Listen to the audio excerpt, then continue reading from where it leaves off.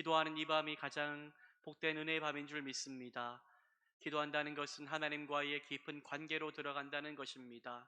하나님과 우리가 친밀한 관계를 누려야 되는데 그 관계의 길은 오직 기도로만 이루어질 수 있습니다. 주의 말씀을 우리가 붙잡고 기도하는 가운데 하나님과 호흡하며 하나님과 대화하는 가운데 오늘 이 밤이 그저 우리의 소원만 아뢰는 그런 밤이 아니라 살아계신 하나님과 깊이 만나고 그 하나님이 내게 어떠한 뜻을 품고 있는지를 우리가 깨달아 알게 되는 생명이 임하는 은혜의 밤이 되기를 주님의 이름으로 축복합니다. 여러분들, 제가 문제 하나 내겠습니다. 1 더하기 1은 뭘까요? 잘 모르십니까? 1 더하기 1은 뭡니까? 2지요. 그러면 조금 어려운 문제 한번 내보겠습니다. 3 곱하기 8은 뭡니까? 3 곱하기 8은 24. 그렇죠? 우리가 국민학교 초등학교에 들어가서 우리가 배우는 더하기, 곱하기 우리는 너무나 잘 알고 있지요. 수학이 뭔지도 모르지만 어린아이들은 다 외웁니다. 외워서 이것이 뭐라고 알려줍니까? 공식이라고 알려줍니다. 공식. 3 곱하기 8은 24야. 3, 9는 뭐야? 27이야. 이해는 하지 못해도 이것이 수학 공식이다 라는 것을 우리가 다 들어서 알고 있고, 그래서 이것은 변함없이 우리에게 이루어진다 라고 생각합니다. 그래서 우리는 1 더하기 1은 무조건 2라고 생각하는 그런 법칙을 그렇게 받아들이며 살고 있습니다. 그런데 우리의 삶을 한번 생각해 보시기를 바랍니다. 수학에는 참 정해진 공식이 있는데 우리 인생에는 공식이 있을까요? 우리 인생에는요. 요즘에 신명기 말씀을 새벽마다 묵상하고 있는데 내일 새벽 기도에 모이지 않겠지만 내일 본문이 신명기 28장인데 28장 유명한 장입니다. 순종하는 자에게는 축복을, 불순종하는 자에게는 저주를 내리시는 하나님, 이러한 신명기 28장인데 그렇게 신대원 갈 때 신명기 28장 하면은 외웠어요. 저는 외우지요. 신명기 28장 하면은 복과 저주 외우는 거죠. 하나님께 순종하면 복을 받고 하나님께 불순종하면 저주를 받는다. 하나님께서 말씀하신 그런 어떤 공식으로 여기며 받아들이는 것입니다. 많은 정말로 말씀들이 하나하나 읽어보면은 정말로 구체적으로 나와 있는데, 그런데 그렇게 말씀하셨을지라도 그것은 이스라엘 백성들을 향한 말씀이고 오늘날 우리에게 그대로 다 이루어질까요? 그럴 수도 있고 그러지 않을 수도 있다는 것입니다.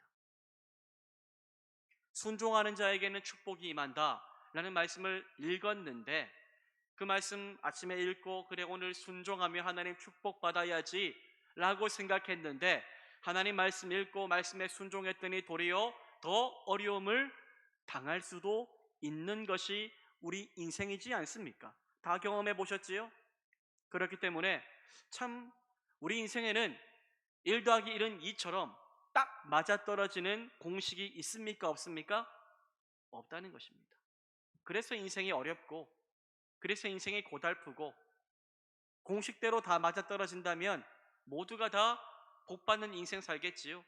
그런데 공식대로 다 이루어지지 않기 때문에 우린 때로는 방황하기도 하고 때로는 순종했는데 왜 내게 은혜가 아닌 저주가 임할까라고 생각하며 어려운 시절들을 지날 수도 있습니다. 이것이 여러분들 한 치 앞을 알 수 없는 인생의 길입니다. 오늘 우리가 읽은 본문의 내용이 그런 내용입니다. 그런 내용을 많이 다루고 있는데요. 우리 전도서 8장 11절은 이렇게 말씀합니다. 악한 일에 관한 징벌이 속히 실행되지 아니하므로 인생들이 악을 행하는 데에 마음이 뭐하다고요? 담대하도다. 악이 속히 그 징벌이 악한 자에게 내려지지 아니하므로 악을 저질러도 괜찮네, 악을 저질러도 살아계신 하나님 없는 것 같아 라고 생각하며 그렇게 징벌이 없기 때문에 더 많은 악을 행하며 담대하게 악을 행하며 살아갈 수 있다라고 오늘 성경은 말씀하고 있습니다. 우리가 살면서 정말로 이런 사람 있지 않습니까? 야, 저렇게 살면 안 될 텐데, 야, 저렇게 나쁘게 살면 안 될 텐데 라는 사람들을 볼 때가 있지요. 뭐 뉴스에 나오는 극악무도한 어떠한 범죄를 지은 사람만이 아니라 우리 주변에서 참 덕스럽지 못하고 자기만 알고 자기의 이익을 위해서 수단 방법을 가리지 않고 살아가는 사람들을 우리는 만날 때가 있지요. 그런데 우리는 권선징악에 대해서 익숙해져 있습니다. 권선징악, 그렇죠? 이 권선징악에 익숙해져 있는 우리는 이런 말 하죠. 야, 저렇게 살면 천벌 받을 텐데, 천벌 받을 텐데. 이런 말을 생각을 갖습니다. 그런데 현실을 보면 어떻습니까? 천벌이 아니라 도리어 그 사람이 잘 되는 것들을 볼 때도 때로는 있지요. 있다는 것입니다. 그래서 그러한 사람들이 도리어 악을 더욱더 담대히 행하며 참 세상 두려워하지 않고 살아가는 모습들도 우리들은 많이 보게 됩니다. 뭐 영화나 드라마 보십시오. 야, 악한 사람들이 얼마나 잘 됩니까? 그렇죠? 나쁜 일 해서 돈 벌고 하는 그런 모습들이 영화에만 있는 것이 아니라, 아니 속속들이 우리의 삶을 보면 우리가 살아가는 세상에도 그런 일들이 많이 일어나고 있을 것입니다. 그래서 우리는 그러한 세상 바라보며 세상의 부조리에 힘겨워하고, 때로는 참 저런 나쁜 사람, 저 악인을 징벌하지 아니하시고 그대로 내버려 두시는 하나님이 이해가 되지 않아 하나님을 향해 원망의 말을 내뱉기도 합니다. 전도서 8장 12절에도 그러한 내용이 또 담겨 있습니다. 죄인은 100번이나 악을 행하고도 장수하거니와 또한 내가 하노니 하나님을 경외하여 그를 경외하는 자들은 잘 될 것이요 라고 말씀하는데, 상반절에 뭐라고 말하고 있습니까? 죄인은 몇 번이나 악을 행합니까? 100번이나 100번이나 악을 행하고도 뭐 한다고요? 장수하거니와 라고 말씀하고 있습니다. 그런 일을 실제로 본 거죠. 죄를 지었다면 벌을 받거나 어려움을 당하는 것이 마땅한 이치인데, 그런데 죄를 100번이나 지었어도 그렇게 악을 행하였을지라도 오늘 어떻게 된다고요? 그 사람이 장수한다, 더 오래 떵떵거리며 산다라고 말씀하고 있습니다. 그런데 한번 주변을 살펴보니 어떻습니까? 이 악인과는 다르게 착하게 선하게 남을 돕고 평생을 그렇게 살아왔는데, 그런 사람이 갑자기 병에 털컥 걸리고 일찍 세상을 떠나는 일들도 보게 됩니다.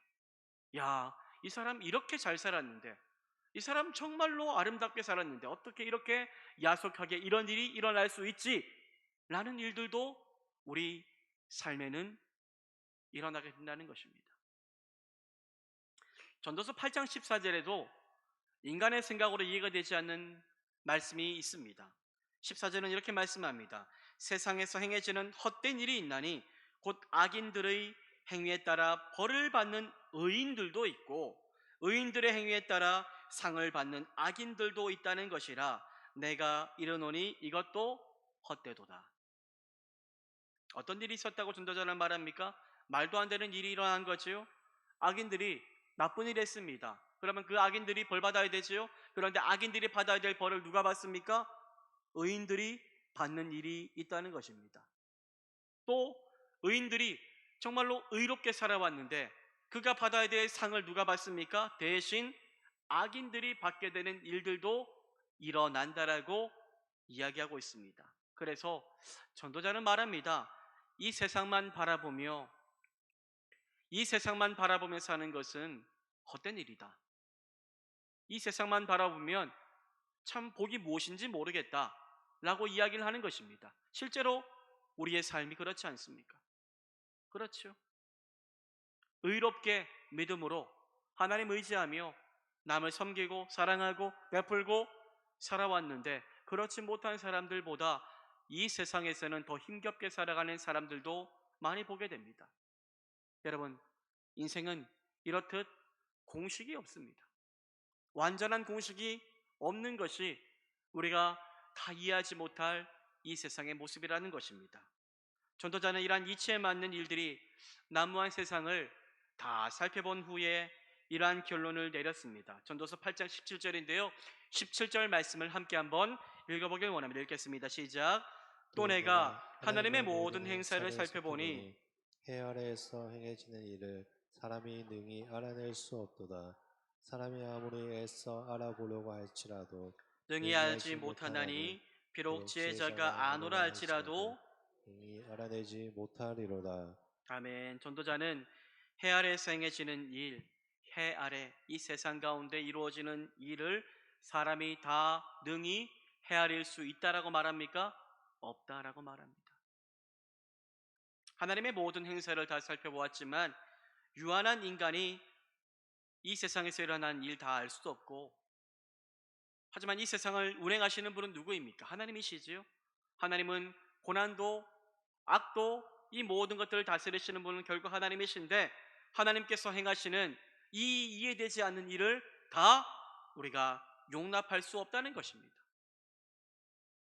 그렇습니다. 하나님은 우리에게 모든 인생을 다 알도록 우리를 주관하지 않으십니다. 하나님은요, 내일 일을 알지 못하도록 우리에게 말씀하십니다. 하나님은 우리의 인생을 주관하시며 다스리시는데, 그러나 때로는 우리는 우리 인생에 개입하시는 하나님의 방법이 도무지 이해가 되지 않기에 힘든 겁니다. 선하게 살았는데 어려움이 찾아오고, 남들보다 믿음으로 살았는데 믿지 않은 사람들보다 더 은혜 받기는커녕 고난과 눈물과 좌절과 억울함이 가득한 삶을 살아갈 수도 있다는 것입니다. 사실 그래서 우리는 하나님의 때론 이해가 되지 않아 참 힘들기도 합니다. 그러나 우리는 알아야 합니다. 하나님께서 왜 그렇게 일하시는지를 말입니다. 하나님은 우리 인간을 속속들이 다 아십니다. 우리 인간이 어떠한 존재인지를 말입니다. 우리가 다 알고 있다면 어떻게 할까요? 내일을 알고 10년 후를 알고 우리에게 일어나는 이걸 하면 이렇게 된다는 것을 다 안다면 우리가 어떠한 존재가 될까요? 우리는 하나님 의지하지 않고 나의 지혜와 내 생각을 의지하는 인생이 되어버릴 것입니다. 우리 인간에게 모든 인생길을 다 알려주시고 또 인생의 법칙 그대로를 다 적용한다면 우리는 도리어 그것으로 하나님 신뢰하지 않고 나를 신뢰하며 나를 따르는 인생을 살아갈 것을 아셨기에 하나님은 우리에게 알려주지 않으십니다. 알려주지 않으시고 그저 말하고요, 그 모든 짐을 맡기며 내게 기도하라, 내가 내 길을 지도하겠다라고 하나님은 말씀하고 계십니다. 영국의 기독교 작가 C.S. 루이스는 이런 말을 했습니다. 내가 하나님을 믿는 이유는 내가 하나님을 다 모르기 때문이다 라고 말했습니다. 우리는 하나님 다 알 수 없습니다. 우리는 다 하나님 알 수 없습니다. 목사도 하나님 다 알 수 없고요, 아무리 성경을 파고 파도 하나님이 행하시는 일들을 다 이해할 수 없습니다. 먼 훗날 천국 가서 하나님 앞에 물을 것이 많아요.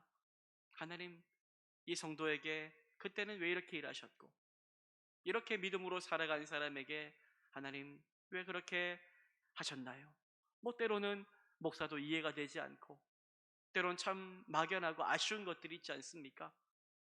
다 알지 못한다는 겁니다. 우리가 하나님 다 알게 된다면 어떻게 될까요? 다 아는 것도 문제입니다. 다 알면 더 이상 알 것이 없기 때문에 실증을 내게 될 겁니다. 하나님을 다 안다고 생각한다면 그때부터 하나님에게 무관심해지게 될 것입니다.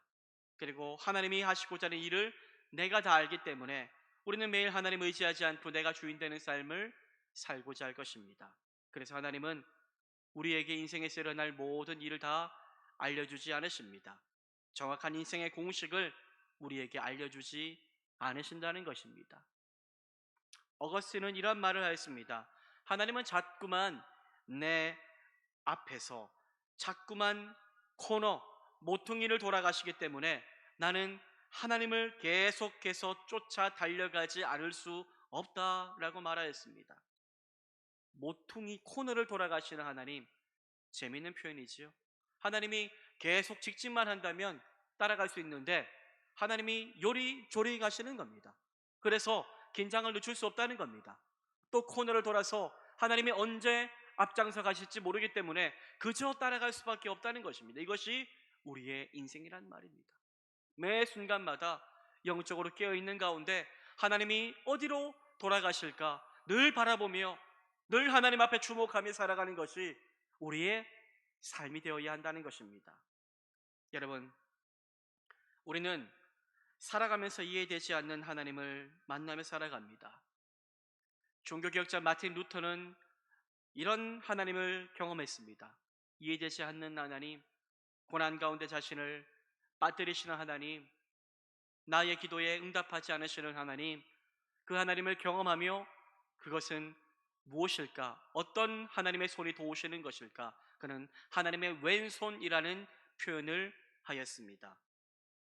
우리를 가끔씩 당황시키시는 하나님, 내 삶에 낯설게 다가오시는 하나님을 그는 표현한 것입니다. 성경을 보면 여러분들 하나님의 왼손이라는 표현이 있습니까? 없습니다. 늘 주의 오른손이 나를 도우십니다. 이런 말씀을 많이 하죠. 뭐 이거 가지고 뭐 옛날에 왼손, 야 너는 왼손으로 밥 먹냐 뭐 혼나고 했는데 그런 거 아닙니다. 왼손 오른손 이것이 아니라 상징적으로 하나님이 도우시는 그 손이 오른손이다라는 것을 상징적으로 드러내는 것입니다. 출애굽기 15장 6절은 이렇게 말씀하는데요. 우리 15장 6절 말씀을 함께 한번 읽어보겠습니다. 시작. 여호와여 주의 오른손이 권능으로 영광을 나타내시니이다. 여호와여 주의 오른손이 원수를 부수시니이다. 아멘. 시편 60편 5절 말씀도 함께 한번 읽어보기를 원합니다. 함께 읽겠습니다. 시작. 주께서 사랑하시는 자를 건지시기 위하여 주의 오른손으로 구원하시고 응답하소서. 아멘. 성경을 보니 여러분들 하나님이 주의 손이 우리를 도우신다. 물론 뭐 하나님이 우리처럼 하나님의 영이시기 때문에 우리처럼 막 눈, 코, 입, 손 뭐 이것이 있는 것이 아니라 인간적인 관점에서 하나님을 표현한 것이지요. 하나님은 정말로 어떤 손으로 일하신다라고 말씀하고 있습니까? 오른손으로 일하신다라는 말씀을 볼 때가 많습니다. 오른손, 마치 하나님을 인간처럼 묘사하며 그 능한 오른손으로 우리를 도우신다라고 말씀하고 있는 것입니다. 오른손을 들어 우리 인생에 구원의 은혜를 주시고 우리를 환난에서 도와주시고 건져내 주신다는 것을 성경은 말씀하고 있습니다. 그런데 한번 잘 인생을 돌아보시기를 바랍니다. 하나님의 구원만 주십니까? 하나님의 환난에서 우리를 건져만 주십니까? 하나님이 우리에게 좋은 일만 있게 하십니까? 늘 오른손으로 우리를 보호하시고 그 악한 적군들로부터 이기게 하시는 하나님만 우리가 경험합니까? 아니지 않습니까? 하나님은 때로는 우리 인생에 뜻이 있으시기에 깊은 어둠 속으로 우리를 그렇게 들어가게 하실 때가 있고, 뜻이 있으시기에 요나가 물고기 뱃속에 들어간 것처럼 아무것도 보이지 않는 죽음과 같은 그런 뱃속으로, 물고기 뱃속으로 우리를 들어가게 하실 때도 있고, 좌절, 원망, 두려움, 홀로 된 것 같은 고립된 곳으로 우리를 들어가게 하실 때도 있습니다. 그것도 다 누가 하신 겁니까? 하나님이 하신 겁니다. 하나님이요. 마틴 루터는 그러한 하나님을 자신이 경험하며 하나님의 왼손이라는 표현을 하였던 것입니다. 하나님은 때로는 예상하지 못한 왼손으로 우리를 붙드시고 인도하십니다.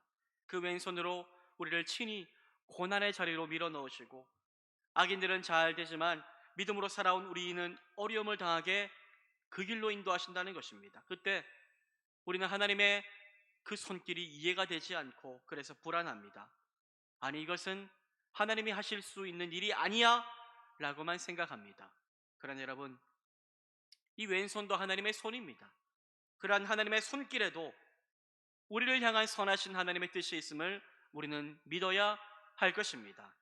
그렇게 그 어려움의 시간을 지날 때에 억울한 일을 만나거나 힘겨운 일을 당했을 때에 우리는 좌절하거나 원망하지 말고, 하나님이 지금도 내 안에 뜻이 있으시기에 오른손이 아니라 왼손으로 내 삶에 개입하셔서 역사하고 계시는구나 라고 생각하며 믿음으로 끝까지 하나님 신뢰하며 그때를 지날 수 있어야 할 것입니다.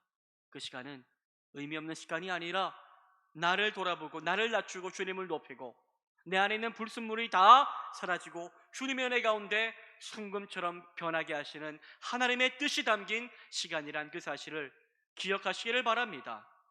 성도님들 가운데 많은 어려움들을 당한 분들 보았습니다. 그런데 그 어려움이 절대로 의미 없는 시간이 아닙니다. 살아가다 보면 여러분들 때로는 정말로 어린 시절부터 말 못할 남들과는 다른 삶을 살아온 아이들도 만날 때가 있습니다. 그러나 그 아이들에게 저는 만날 때마다 이야기합니다. 이 시간이 결코 의미 없는 시간이 아닐 거야. 이 시간을 통하여 하나님 더 깊이 만나 주실 거야. 저렇게 저 부족함 없이 살아가는 저 사람들보다 어렵게 살아온 네 인생이 더 복된 인생이 되게 하실 줄 믿고 우리 어려움의 때를 한번 믿음으로 지나가 보자 라고 이야기를 했을 때가 있었습니다. 여러분, 인간의 지혜로 도무지 이해되지 않는 삶의 어려움을 만납니다. 그때 우리는 어떻게 해야 될까요? 끝까지 하나님 신뢰하며 하나님 경외하는 것만이 답인 줄 믿습니다. 전도서 8장 12절과 13절 말씀을 우리 함께 한번 읽어보기를 원합니다. 우리 12절과 13절 말씀을 함께 읽겠습니다. 시작. 죄인은 죄인은 100번이나 100번이나 불행하고도 장수하거니와 또한 내가 아노니 하나님을 경외하여 그를 경외하는 자들은 잘 될 것이요 악인은 악인은 잘 잘 되지 되지 못하며 못하며 장수하지 장수하지 못하고 못하고 그날이 그날이 그림자와 그림자와 같으리니 같으리니. 이는 하나님을 경외하지 아니함이라. 아멘. 저는 이 말씀을 믿습니다. 여러분들 믿으십니까?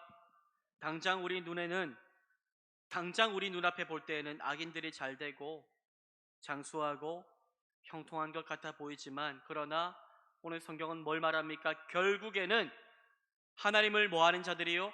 경외하는 자들이 잘 된다고 성경은 말씀하고 있습니다. 여러분, 이 복은 어떤 복일까요? 이 세상, 이 땅에서의 복을 초월한 영원에 사라지지 않는 은혜의 복을 말하는 것입니다. 당장 이 세상에서 잘 되고 또 장수하더라도 결국 하나님을 떠난 악인, 믿음 없는 인생은 영원히 잘 되지 못합니다. 천국으로 갈 수 없으며 죽음 이후 영원한 생명을 누리지 못하는 것이기 때문에 이 땅에서 잘 사는 것 결코 복이라고 말할 수가 없습니다. 우리는 이 땅을 살아가지만 이 땅은 나그네와 같은 삶입니다.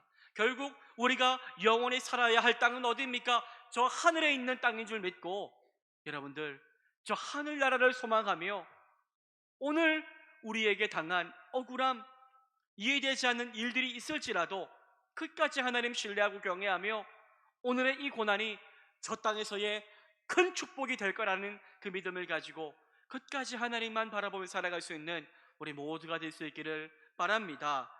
사랑하는 여러분, 하나님의 왼손이 나를 이끄시는 것 같은 이해되지 않는 어려움을 만났다고 할지라도 그래도 우리 원망하며 하나님 떠나며 살지 말지기를 바랍니다.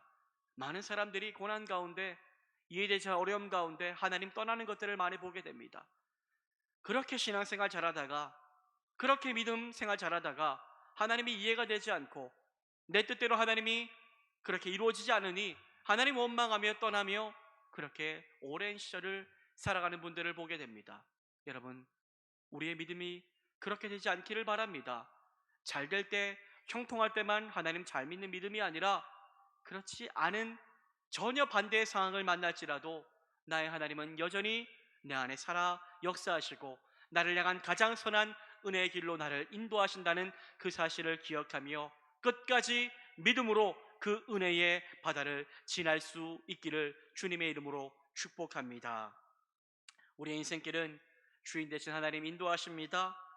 하나님께서 오늘도 기도하는 우리 가운데 함께 하실 줄 믿고 이 자리에 문제없는 인생 없습니다. 문제없는 인생 없습니다. 다 문제가 있습니다. 걱정이 있고요. 고민이 있고요. 병으로 인한 아픔이 있고 물질로 인한 눈물이 있고 다 어려움이 있습니다. 그러나 여러분들 그 어려움이 하나님이 나를 떠났다는 증거가 아니라 하나님이 도리어 나를 더 좋은 믿음의 사람으로 더 좋은 은혜의 길로 인도하신다는 그 과정이라는 사실을 기억하며 끝까지 나의 하나님은 실수하지 않으십니다. 내가 믿는 하나님은 실수하지 않으시는 분이십니다. 고백하며 하나님의 이름을 부르며 찬양하며 승리하는 우리 모두의 삶이 되기를 주님의 이름으로 축복합니다.